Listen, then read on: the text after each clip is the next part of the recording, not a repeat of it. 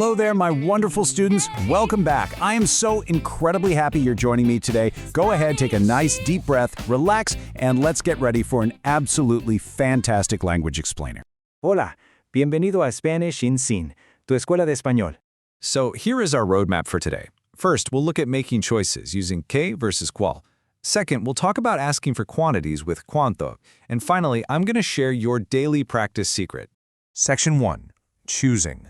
Qué versus cuál. Let's jump right in. Okay, let's look at our very first formula. I want you to think of this almost like a simple, beautiful math equation. You use the word qué plus a verb whenever you need someone to choose between items that are completely inherently different from one another. We're talking about entirely different categories here. ¿Qué prefieres? ¿Café o té? Thank you. So what do you prefer, coffee or tea? Now think about this for a second. Coffee and tea belong to totally different categories of drinks, right? They aren't just two variations of the exact same thing. So following our little formula, we simply take qué and add our verb, prefieres. It's super easy and wonderfully logical. But you might be wondering, what happens when we want to choose between things that are exactly the same type? Well, we actually have two different ways to ask this, depending on whether you want to state the noun or just drop it completely. This is going to show you exactly how flexible and beautiful the Spanish language really is. ¿Qué libro lees? ¿Este o ese? Perfect. Which book are you reading? This one or that one?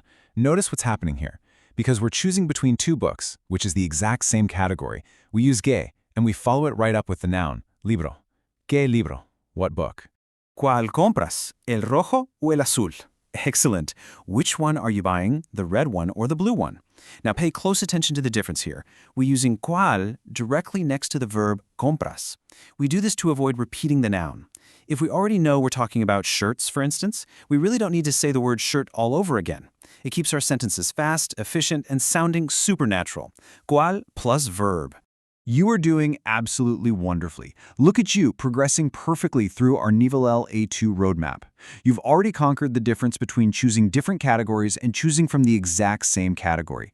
Take a quick second to feel proud of yourself because you are learning so much today. Moving right along to Section 2, asking about quantities with cuánto.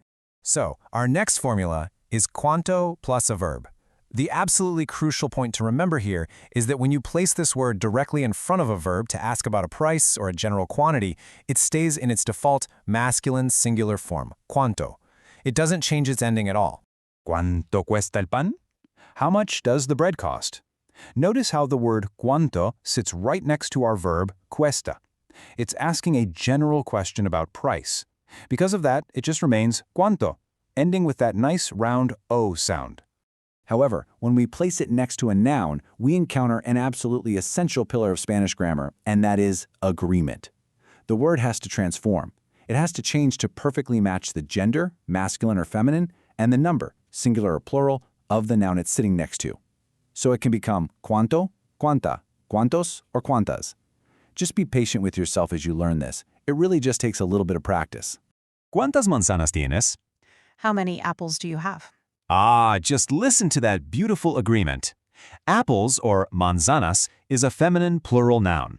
Because of that, our question word absolutely must be feminine and plural too. ¿Cuántas?